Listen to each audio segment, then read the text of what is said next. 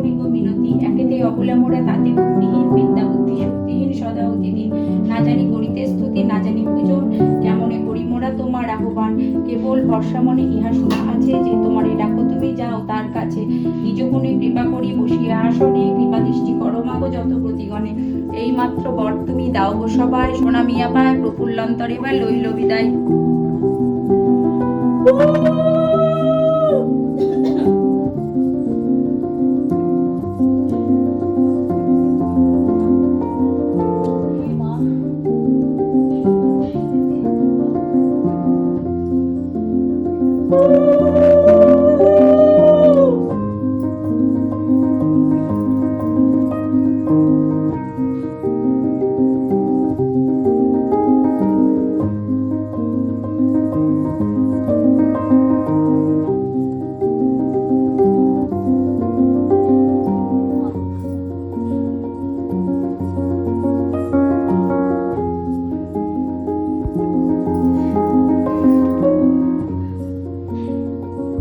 আজকে বৃহস্পতিবারের পুজো, খুব একটা বেশি ফুল পাইনি, একটা একটা করে পেয়েছি।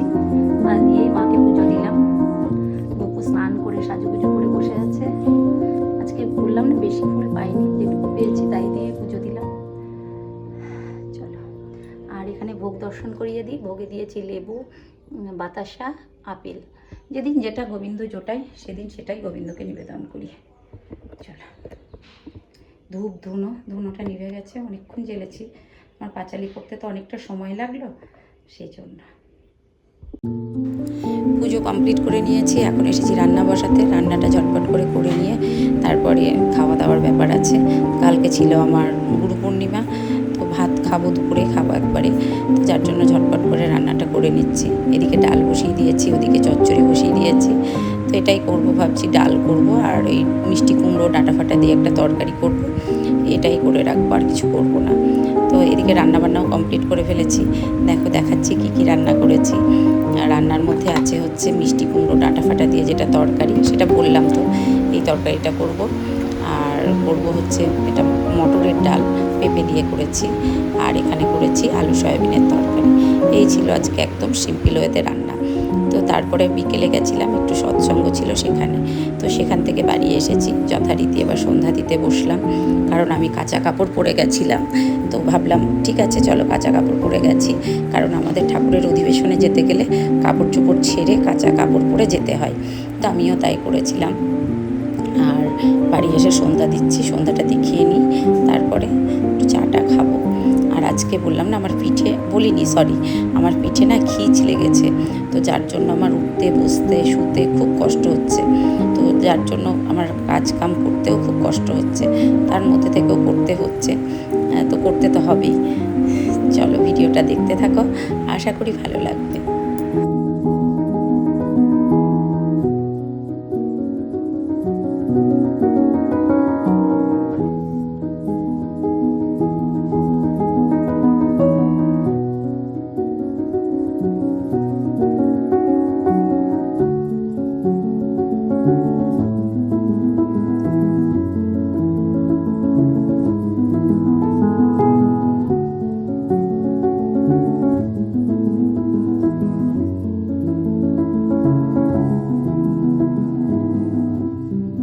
সন্ধ্যা টন্ধা জেলে নিয়েছি, এখন আমার কান্তিবাবু এসেছে আর আমি এসেছি এখন রান্নাঘরে। হ্যাঁ, চা করব। তো কান্তিবাবু বললো শুধু চাই বানাও, আর কিছু খাবো না, আজকে টিফিন করবো না। তা আমি, কান্তিবাবু তো লুচি টুচি খায় না, ওদের বাড়ি থেকে লুচি প্রসাদ দিয়েছিল, তো ও তো খাবে না এসব। তোর জন্য একটু ছোলা মাখিয়ে দিলাম আর একটু চা বানালাম। ছোলাটা আজকে পেঁয়াজ ছাড়া মাখিয়েছি, কারণ আজকে আমাদের ছিল কি বলে বৃহস্পতিবার, আর আমরা বৃহস্পতিবারে নিরামিষ খাই।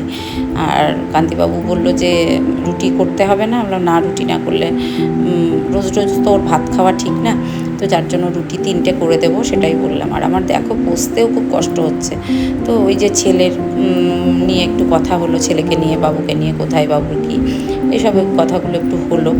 আর একটু সাংসারিক কথা যেগুলো থাকে সেগুলোই বলতে হয়, কারণ এই সময়টা ছাড়া ওকে আমি পাই না, দুপুরেও পাই না, রাত্রেও পাই না, মানে সব সময় উনি বিজি। তো এই যে চলে গেল এখন। আর ওই যে ব্যাগটা নিয়ে গেল, ওটা লন্ড্রিতে জামা কাপড় দেওয়ার।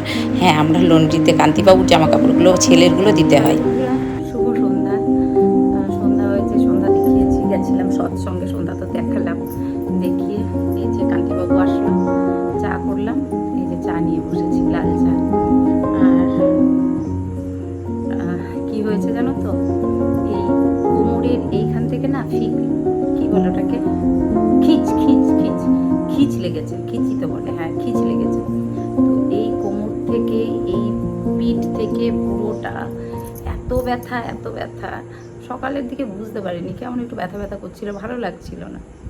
তো দুপুরের পর থেকে আর নড়তে পারছি না, এতটা ব্যথা। তো দুপুরের পর থেকে প্রচণ্ড ব্যথা। পাড়াতেই সৎসঙ্গ ছিল, মানে আমাদের গুরুদেবের, মানে বড় মায়ের এখন এটা এই শ্রাবণ মাসটা বড় মায়ের জন্মদিবস, তো জন্ম মাস, যার জন্য প্রত্যেকটা বাড়িতেই মাতৃ সম্মিলন হচ্ছে। তো প্রত্যেকটা বাড়িতে মাতৃ সম্মিলন হচ্ছে, তো গেছিলাম। আমি দিতে পারিনি, কারণ আমার ফিজিক্যাল কন্ডিশন খুবই খারাপ, খুব খারাপ। মানে ওই কোনো রকমে দুটো রান্না করছি, খাচ্ছি। এবার অনেকেই বলছো, হ্যাঁ এইটুকু করতেই এত, কাজের মেয়ে আছে, কাজ করে, কি কাজ সংসারে, দুটো লোক, রান্নাবান্নার ঝামেলা নেই। আমরা যা খাওয়া দাওয়া কিছু করি না, আমি আমার হাজব্যান্ড ওই হাওয়া আর জল খেয়েই থাকি, রান্নাবান্না আমার বাড়িতে হয় না। আমার ঘর বাড়ি প্রচণ্ড নোংরা, চোখে দেখা যায় না, এই বিষয়গুলো থাকে। আর 24 আওয়ার্স মানে 24 ঘন্টায় আমি ঘুমিয়ে থাকি, কোনো কাজ কাম কিচ্ছু নেই। মানে যদি বলা হয় যে অলক্ষ্মীর প্রতিমূর্তিকে, সেটা হচ্ছে আমি, অলক্ষ্মীর প্রতিমূর্তি। সবাই তো লক্ষ্মী প্রতিমা নিয়ে আসে বাড়িতে, আর আমি হচ্ছি অলক্ষ্মীর প্রতিমূর্তি। তো সেই জন্যই বাড়িতে আমার কোনো কাজ কাম নেই, ছেলেকেও ঠিকঠাক মানুষ করতে পারিনি। কি বলবো, লোফার তৈরি করেছি, মানুষ করার মতো কোনো ক্ষমতা নেই। মানে কোনো ক্রিয়েটিভিটি আমার মধ্যে নেই, কোনো যে আমি কিছু করব আমার মধ্যে কোনো কিছুই নেই। না ছেলে মানুষ করতে পেরেছি, না সংসারের উন্নতি করতে পেরেছি, না স্বামীকে সুস্থ রাখতে পেরেছি, না আমি নিজে সুস্থ থাকতে পেরেছি, না আমার বাড়িঘর দেখলে, আমার বাড়িতে আসলে কেউ এক গ্লাস জল পর্যন্ত রুচবে না। কিছু লোকের এইগুলো ধারণা যে আমার বাড়িতে আমি সারাটা দিনই ঘুমিয়ে থাকি, এবং সারাটা দিনই আমি গল্প করে, ফোন দেখে, শুয়ে বসে আমার কাটে। তো এটা হচ্ছে কথা। দেখো, তোমাদের এই ধারণা তোমরা পোষণ করো, আমার কিচ্ছু বলার নেই তোমাদেরকে। তো এটা হচ্ছে কথা। আমার বাড়িঘর দেখলে জল রুচবে না, আমার বিছানায় দেখলে বসতে পারবে না যদি লোকজন আসে। আমার সোফা এত নোংরা, আমার এই যে চায়ের কাপ, কেউ কিন্তু বাইরের লোক এসে চা খেতে পারবে না, এত নোংরা। যে দেখাই, এই যে কান্তিবাবুর কাপ, খুব নোংরা, দেখছো? এত নোংরা, কেউ চা খেতে পারবে এই কাপে? কেউ চা খেতে পারবে না, এত নোংরা, খুবই নোংরা। আমি একটা প্রচণ্ড নোংরা, আমি একটা, মানে আমার বাড়িঘর এতটাই নোংরা হয়ে থাকে। তো তোমাদের বলবো, তোমরা পারছো, তোমরা করো, আমি পারি না, আমি করিনি। আমি আমার হাজব্যান্ড, আমার ছেলে, আমরা কিছু পারি না। আমরা এই নোংরার মধ্যেই আমরা থাকতে ভালোবাসি, এবং এই নোংরা ঘর দুয়ার ঝাড় দেওয়া, মানে এসব কিছু নেই। বেলা 10টায় ঘুম থেকে উঠি, তোমাদের চোখে যদি আমি অলক্ষ্মীর প্রতিচ্ছবি হয়ে থাকি তো সেটাই ঠিক আছে, আমি অলক্ষ্মী। হ্যাঁ, ঠিক আছে। আশা করি তোমরা ভালো থাকো। তোমরা কেন, জগৎ সংসারে সব মানুষই ভালো থাকুক, এটাই আমার কাম্য। আমি আজ পর্যন্ত কাউকে বলিনি যে ওর খারাপ হোক বা ওর এই হোক। তো আমার বাড়িতে যাদের জল রুচবে না, যারা আমার বাড়িঘর খুব নোংরা, তাদের বলবো, তোমরা বাড়ি থেকে যদি আমার বাড়ি কোনো দিন আসো, বাড়ির থেকে আসন নিয়ে এসে বসো আমার বাড়িতে।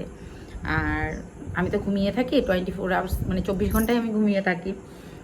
তো যাই হোক, ঘুমিয়ে থাকি, আমাকে ডাকলে পাবে না,